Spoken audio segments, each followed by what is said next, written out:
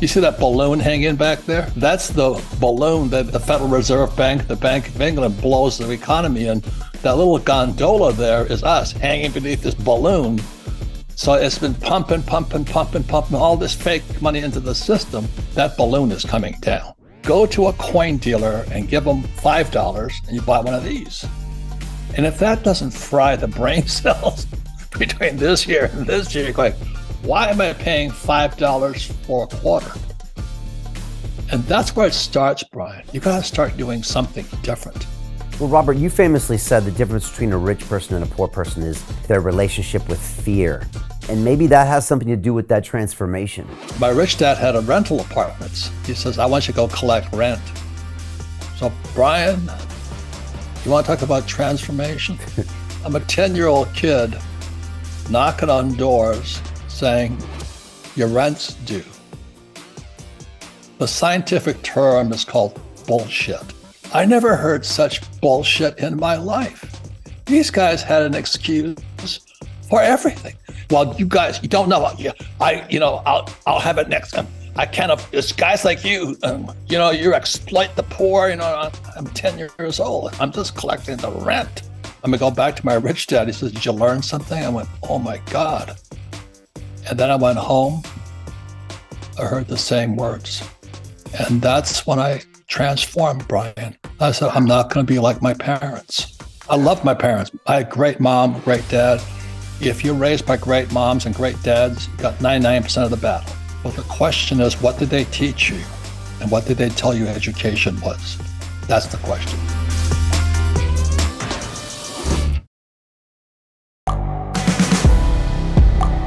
The world is changing. Inspiration is everywhere.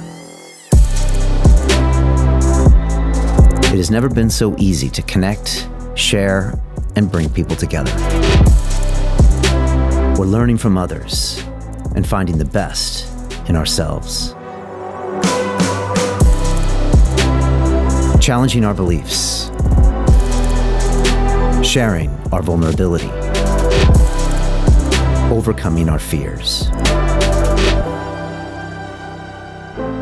transforming ourselves so we can transform the world. How far can we go? This is London Real. I am Brian Rose. My guest today is...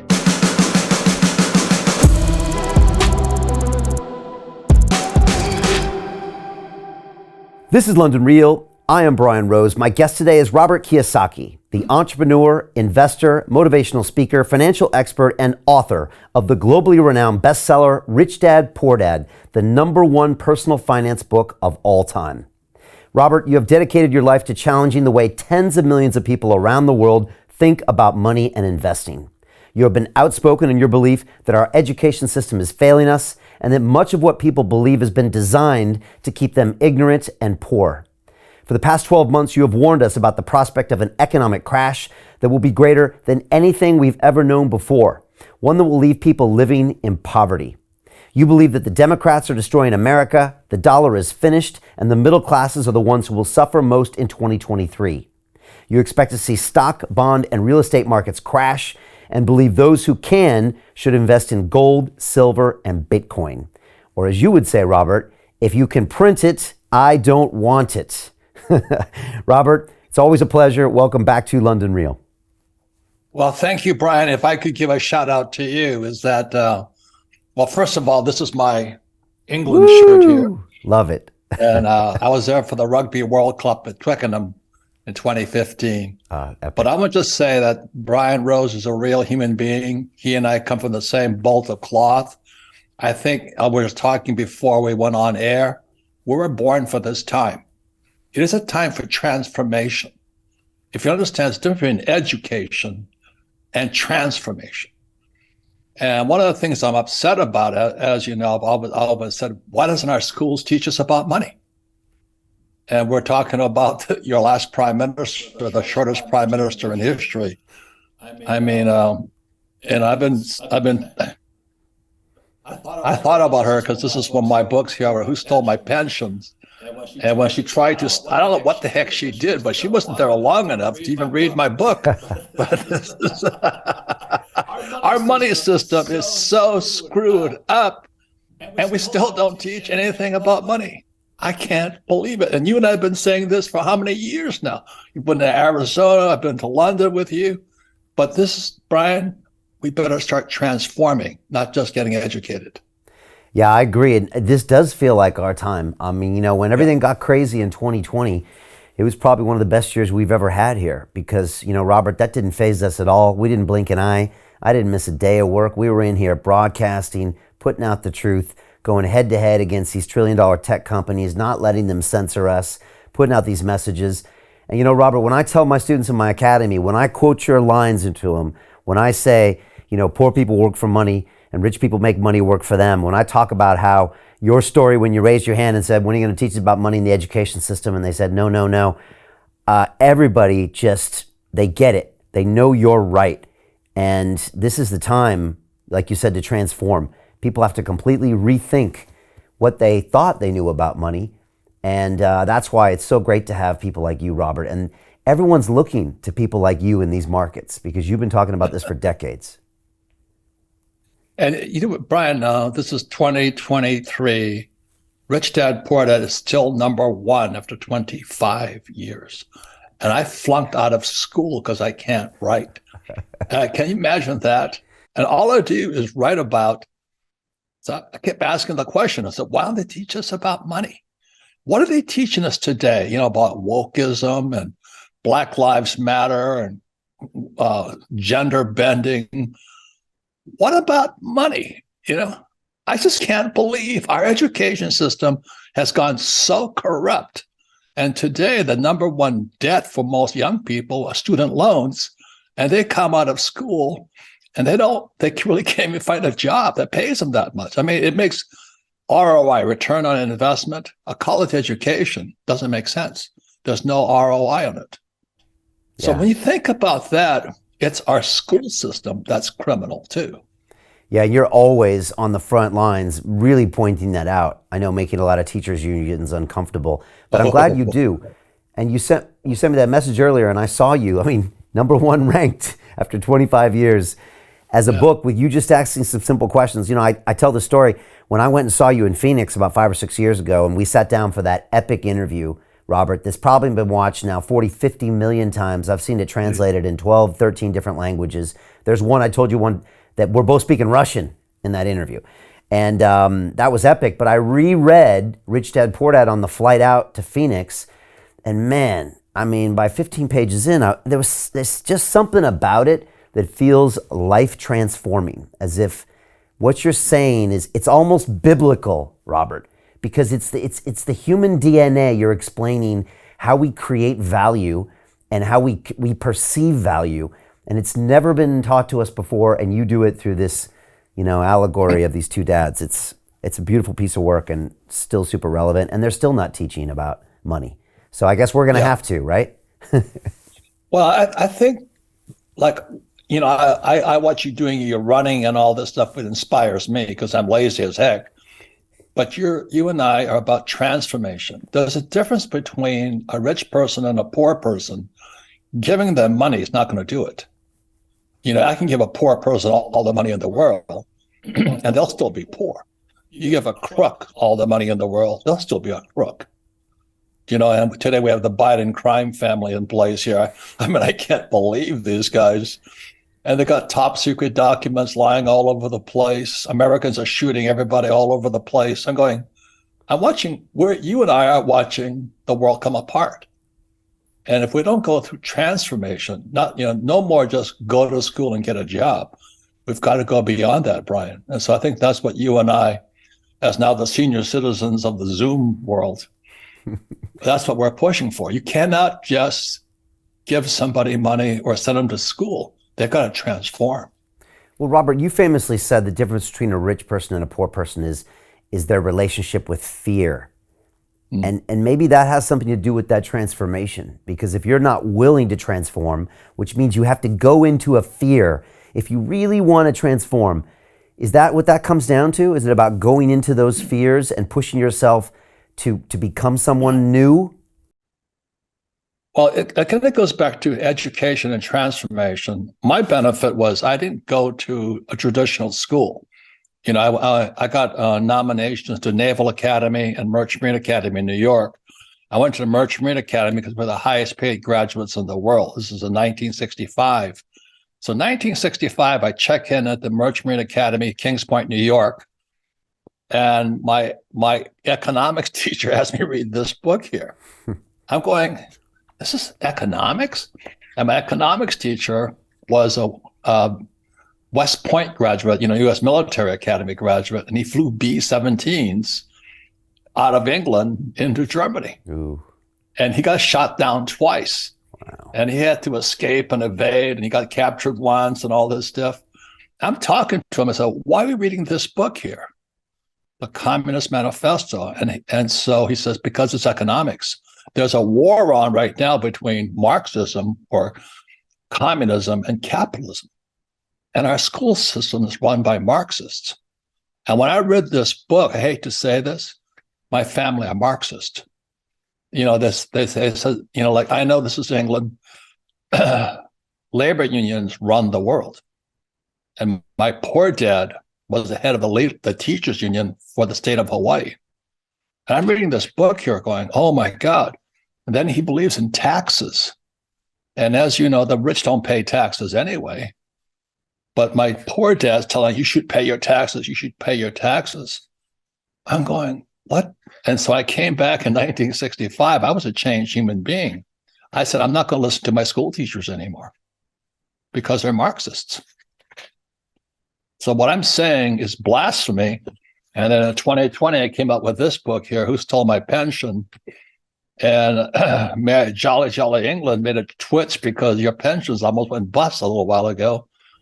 Right? When they had to pivot the interest rate stuff. Yeah, they got a little dicey. Well, I think you famously said that communism is the only government that kills people. And so I think a lot of people, when they first hear you talking about communism and capitalism and money, they don't see how they're related, but they're highly related. And one thing the blockchain and the crypto space taught me is if you look at those Bitcoin maxis, and I don't love all the Bitcoin maxis, but I appreciate them because they say, look, if you really want freedom of speech, you have to have freedom of your money. And if we can have the freedom of the money, we can have freedom of speech. And then I had another guy named Yatsu of Animoca Brands who is big into the metaverse. And he says, if you don't own property, even your digital assets, if you don't own those, then you have no rights, which means you have no freedom of speech, which means you have nothing. So Robert, you've been saying this for a long time. It really does come down to this, doesn't it? It does. And I wrote this book here. My latest book is called The Capitalist Manifesto. Oh, yeah. And it's just, I'm so disturbed of what's happening in our school systems. I'll say it again. Brian Rose is a man of transformation. We work for the same thing. You just don't take a poor person and give them money. You don't take a criminal, unless I go to politics, of course. But you know what I'm saying? We've got to start transforming. And maybe let me give you an example, okay? I was at, you had my friend Jim Rickards on, and he's one of the smartest guys I know. Oh, yeah. Love him. But this here is a U.S. quarter. And if you're going to study money, you have to know the history of money. So this is a 1964 quarter. The date's important because in 1964, President Johnson took the silver out of money. Okay. And so when you turn, so I was 17 years old in 1964. I remember looking at this quarter going, it's copper. How can they cheat us like this? And there's a law called Gresham's Law. And Gresham's Law states that when fake money comes into the system, good money goes into hiding. So I'm a kid, 17 years old. I'm looking at this quarter. This is fake money. And what I did, I used to go caddy, make a buck caddying golf clubs. I'd go to the bank and I'd pull out all the fake quarters with the copper, and I'd keep the real copper. And I stuff it in my bag. So by the time I went to school in New York in 65, I had a bag of real quarters and dimes and half dollars. When I came back from school I went away. I came back in 1965. my mother had spent my quarters. And I said, then I had this blinding transformation. This is true. Poor people don't know the difference between real money and fake money. And that's why we have the problem. So I'll tell you one more story. So I'm at Safeway at the salad bar over there. I'm kind of the salad bar guru now. See, a lot of Americans know we're in trouble. They know we're in trouble. So there's the Hispanics and blacks and whites. And they say, what do we do now? You know, I mean, what's happening? So I just happened to have this little quarter here. It says 1964. I said, this here is real money. And I held up $3 like this. I said, give me $3 and I'll give you this. And these little women just went, they love me. I love them. They're serving me my coleslaw, you know, and my chicken salad. And they're going, well, why would we give you $3 for this? I said, because this is real and this is fake. So Brian, in many ways, I was talking to my mother, you know what I mean, years later. And they go, oh, I said, okay, give me $2 and I'll give you this quarter. And their brains were mishmash. You see, what happened is our school system has taught us to work for fake money. Right. Go to school, get a job, work hard, save money, get out of debt, and invest in the stock market. I don't do any of that stuff. And so they sat there, they still haven't got it. They say, why would I give you this? I said, because the real price is this. This quarter, pre-64 quarter, is worth $5. And there, Ryan, it was transformation. That's transformation. They could not get that this is fake. Right. And this is real here. Right. Can you get what I'm saying to you right now? Yeah, I get it. Because you get it. I get it. That's what Rickards is saying too. Yeah, I get it because that quarter represents silver that has value before it started being fake, kind of like before the dollar was off the gold standard. And maybe I just had an observation now, Robert, is that all fiat currency systems are fake. Are fake, and they're based, and they only survive if a certain class of the population is uneducated, right? If the poor are stupid. So Brian, that's why you and I are brothers. We've got to transform people. We just can't educate them. We just can't send them to school. We can't say vote for Republicans or Democrats or Tories or liberals or conservatives. It's a matter of transformation that you've been ripped off by your government. And so after 65, when I read this book here, I was in Vietnam in 66. I'm a student on board a ship. And I saw communism at work. Brian, that was transformation again. I went, oh my God. I saw people killing people and all this. I'm going, oh my God. So what happened was in 69, I graduated from the Merchant Marine Academy. We're the highest paid graduates in the world. Starting pay for my classmates was $120,000 a year. That's amazing. So 1969, that was a lot of money. A lot of money. But I declined it. Because I said, I'm going to join the U.S. Marine Corps and go fight. Because I was so disturbed by what I read about this Communist Manifesto, which is why I wrote this book here, Capitalist Manifesto. And so in 1972, I'm flying in, I was a Marine helicopter pilot on an aircraft carrier. And we're fighting, the North Vietnamese were running south on us. And that exactly as you said, Brian, this is gold. In 71, President Nixon took this out of this. And what that allows, so we had more fake money. And when you have fake money, you can print as much as you like. So what happened in 71 and 64, this is real silver. This is real silver here. They could print as much as they like. And it blew the economy into this huge bubble. So our generation, the baby boomer generation from 71 on, we've had it the easiest of any generation in history. You see that balloon hanging back there? Yeah. That's the balloon that the Federal Reserve Bank, the Bank of England blows the economy in. That little gondola there is us hanging beneath this balloon So it's been pumping all this fake money into the system. And as our friend Jim Rickards said, we've actually been in a depression since 2007. And instead of letting the thing crash, they kept pumping money in, interest rates going down, interest rates going up, and all this. But now the balloon is deflating. So here it is, January 2023, that balloon is coming down. So when I was listening to your interview with Jim Rickards, I was going, oh my God. And this is the lesson. He said it clearly. He says, this is a global recession. And the trouble is the balloon is coming down. And so they're trying to pump it back up again by printing and all the stuff they do, but they can't stop it. So he says, technically, we've been in a depression. It's a definition of the words, the words become flesh. So we've been in a depression since 2007. And a depression means subpar growth. So instead of growing at 3%, what Rickards is saying, we're growing at 2%. That balloon is coming down. And so, ladies and gentlemen, the reason I love this man here, Brian Rose, and I love being on this program, because we've got to transform. You just don't go to school and get a job and save money. This is trash. So that's where the transformation takes place. And so, my friend, I thank you for being my friend all these years, allowing me to say what I say, even though people don't like what I say. Like Wall Street won't, they don't let me come on Wall Street because I said, I don't touch stocks. Yeah. You can print it. I don't want it. Yeah.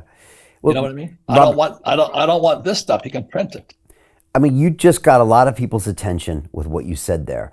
And so my question for you, Robert, is what is the one or two actions that someone should take if you just got their attention? What should they do differently now, knowing that that's trash that you were holding up, those greenbacks?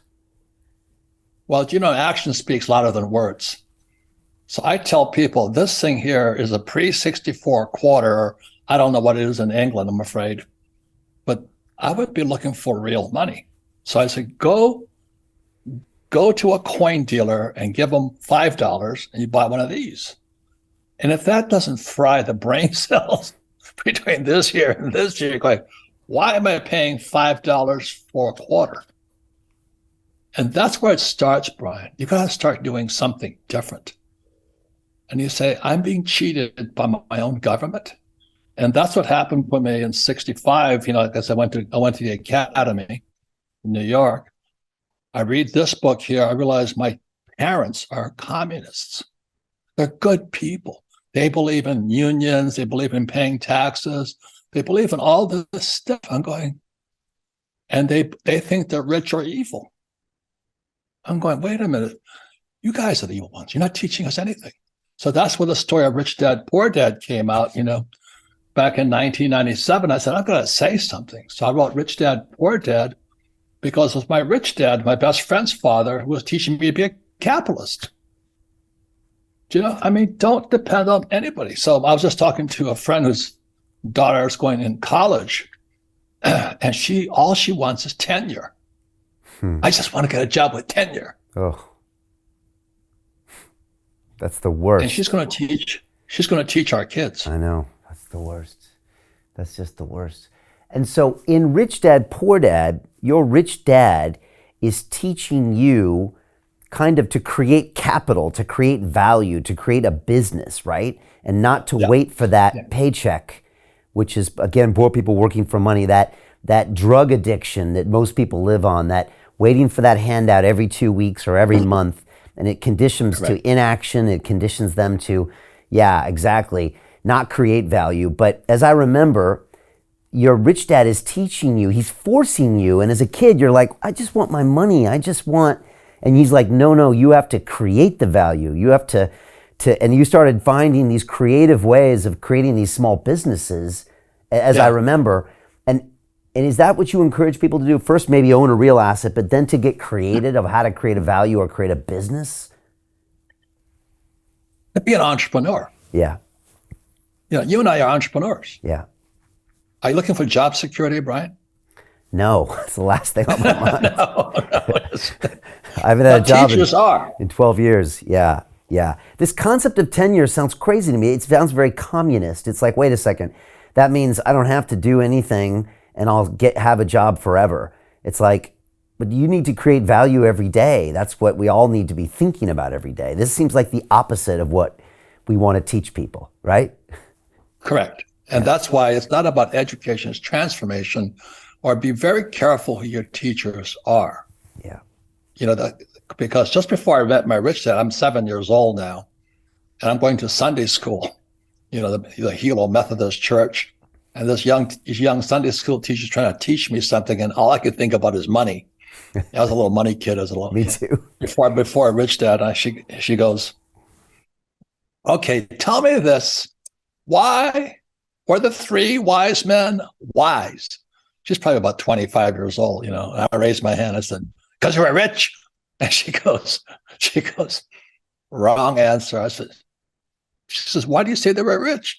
I said, gold, frankincense, and myrrh. They were rich. She goes, that's not the answer. I said, well, why were they wise then? She says, because they sought the best teacher.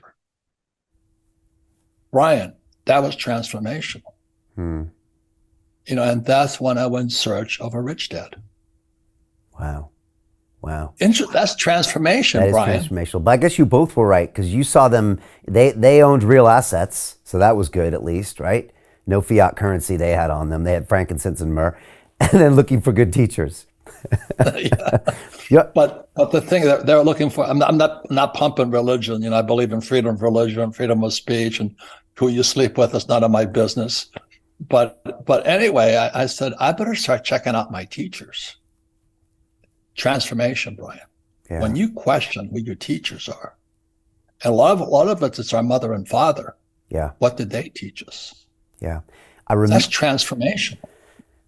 I remember in the book how even at 7 years old, the system was already ingrained in you. Even though I don't know if you've even had a job before, it was so foreign in your 7-year-old brain that you wouldn't get that payment, that you had to create value. And that's, now that I remember, fascinating, because what do they say? I don't know who discovered water, but it wasn't a fish. And so you're born into this system with those parents from education. So how would you know how to create value? You only know what everyone else knows, which is to wait for the paycheck. So even at 7, you had to kind of retrain your brain and transform yourself. Right. That's transformation, Brian. Yeah. Ask yourself this. Were you told, go to school, get a job, work hard, save money, pay taxes, get out of debt, and invest in the stock market? Yeah. That's what 99% of the people are taught. Yeah. You understand that when you can question what's going on between this year and this year, that's where transformation begins. And they look at your heart. You say, I don't want to do that. I love my mom. I love my mom and dad, but I don't want to be like them. It's a tough. But the thing that really changed it was, again, in Sunday school, not religious. I believe in a higher spirit and power and all this stuff, but I believe in freedom of religion, because when I started studying with my rich dad, my best friend's father, around 10, the deal I made with him was he would teach me about money, but I had to work for free. I went, what? And he says, because if I pay you, you think like an employee. I want you to think like an entrepreneur. And this is all transformational, because the transformation is going through these ear and that ear, just rattling back and forth. Yeah. Just like when I held up this here and I said, give me $5 for this. Yeah. And anyway, so he says, this is your first assignment, not your first assignment, one of my first assignments. My rich dad had rental apartments, rental houses, little Quonset huts, after World War II type stuff. He says, I want you to go collect rent. So, Brian, you want to talk about transformation? I'm a 10-year-old kid knocking on doors saying, your rent's due. Brian, the scientific term is called bullshit. I never heard such bullshit in my life. These guys had an excuse for everything. Well, you guys, you don't know. I'll have it next. I can't. It's guys like you. You guys, you take advantage of us. You exploit the poor. I'm 10 years old. I'm just collecting the rent, and I'm going, holy mackerel. So I go home. I'm gonna go back to my rich dad. He says, "Did you learn something?" I went, "Oh my God!" And then I went home. I heard the same words. The rich exploit people. You take advantage of people. All they care is about money. And that's when I transformed, Brian. Wow. I said, I'm not going to be like my parents. That's a tough one. Yeah. I love my parents. I had a great mom, great dad. If you're raised by great moms and great dads, you got 99% of the battle. Yeah. But the question is, what did they teach you? And what did they tell you education was? That's the question. And that education, the way they were teaching you, would ultimately lead to you being the one that rents something and not owns the asset. And you could see that going to collect that. It was a completely different mentality, lower energy, people might say, desperation, someone that will be living paycheck to paycheck the rest of their life by design because of their philosophy, not because of anything else, right? Yes. Right. And then they're taught that the rich are the greedy ones, they have all the assets, the da-da-da-da-da-da, and that's the narrative that allows the system to continue. Yeah. And you got to see that. And they go to school, they get a job, Right. look for tenure. And, it's like when this is a 1964 quarter. And when I showed those women behind the Safeway salad counter, I said, I only asked for $3. I didn't even ask for $5. It's worth $5. I said, give me $3. They couldn't get it. See, the transformation is going, what the hell am I doing? Well, you've been taught to work for fake money. Right. And you buy fake stocks and you fake bonds and everything's printed. And who controls the show then? Is Wall Street, the Treasury, and the government control your life. And you and I don't put up with that. That's why we're entrepreneurs. Yeah, and you wrote a lot about this in your book, Fake, as well, which you talked about when you were here in the studio. And so invest in real assets is step one for some people watching for the first time that are getting the red pill from you. Next is work for free, which is another way of saying become an entrepreneur and build something of value. That's the other thing people should do. Create something of value. But the most important thing is who your teachers. Right. When you had Jim Records on, he's a great teacher. Yeah. That is one smart dude.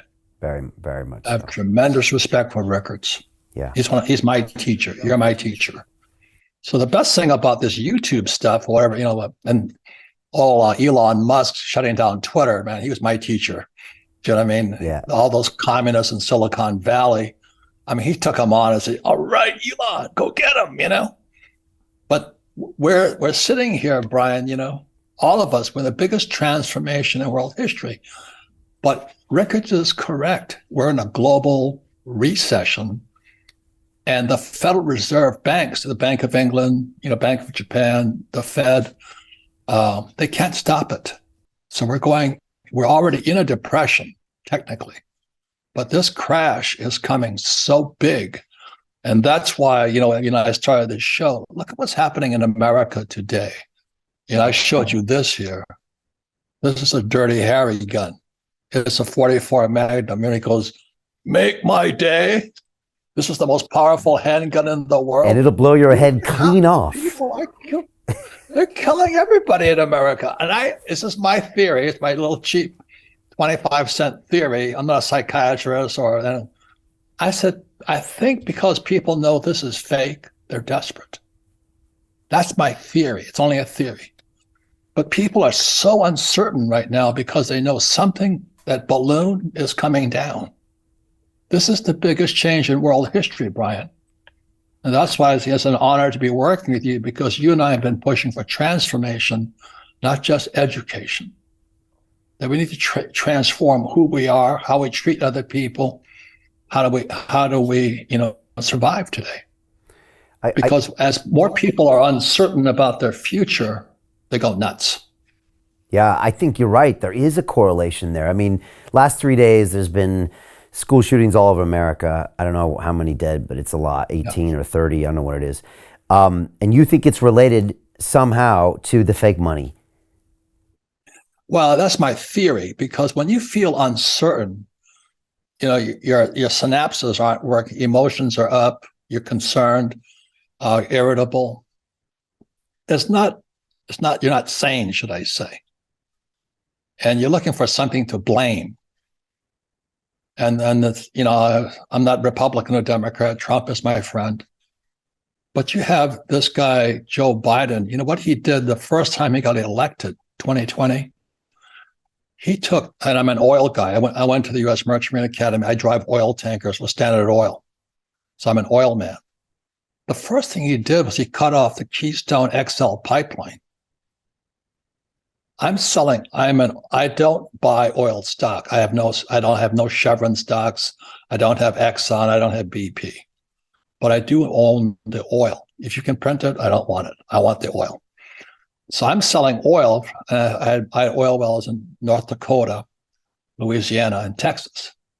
So oil, when Biden came to office, was $30 a barrel. It's a good, fair price, The moment he cut off the Keystone pipeline, oil went from $30 to $130. See, because energy drives civilization. Let me say that again.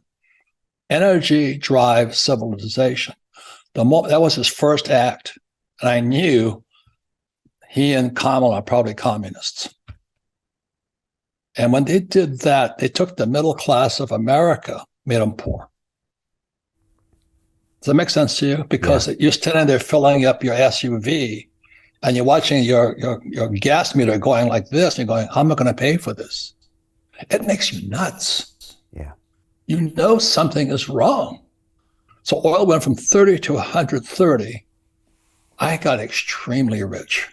I am getting extremely rich because I have good education, but not from school. But I'm getting richer. I'm going, but everybody else in the world is getting poorer. So that's why I think these are coming out. And you look at the states where most of the violence is coming from, they're very liberal states. Like California has the toughest gun laws going, but that's where the shootings are taking place. I live in Arizona where I can walk down the street with this and they don't care. As you notice, this is the Wild West yet. So it's a matter of what's going on between this year and your heart. So when Biden cut off that XL pipeline, I knew that what you and I are doing, it's about transformation, not education. We've got to become more aware. And so that's my concern. So I was happy for about 3 days. I was going, oil went from $30 to $130. I think it's about $80 today. Inflation is coming down. I said, give me a break. 30 to 80, that's not much of a difference. Energy drives civilization. The higher the price of energy, the less civilized we become, Brian. And that's what Biden did. Plus, he opens up the gate for all of these. 250,000 people came across the border. And so then the governors of Texas and Arizona, they're shipping them to New York and Chicago and all this stuff. We're at war in America, Brian. This is a civil war. I'm sure you can see it, can't you? Yeah, we can see it.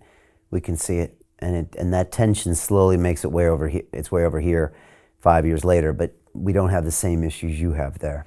But I can see it, I can feel it, and I see what's happening. It's hard to recognize the country I grew up in. Luckily, my grandparents were both from Arizona. I spent time in Arizona. I shot guns in Arizona. I shot a 44 Magnum like that when I was 10.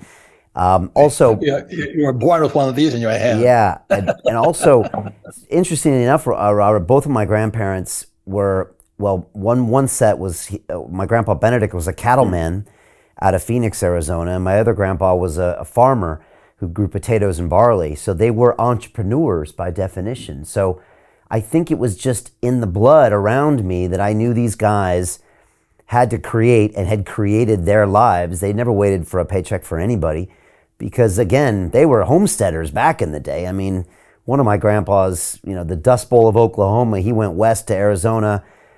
When my grandma drove me around Phoenix, Robert, you'll love this story. She drove me by a field one time and she looked out the window and she said, "You see that field?" She said, "Your grandpa dug stumps out of the ground for 2 years before he could plant a crop."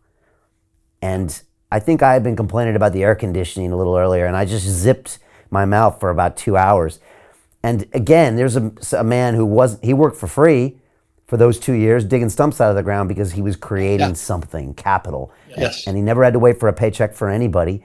And he created it all through his own work, and he hired workers. And so it was somehow that part of my education.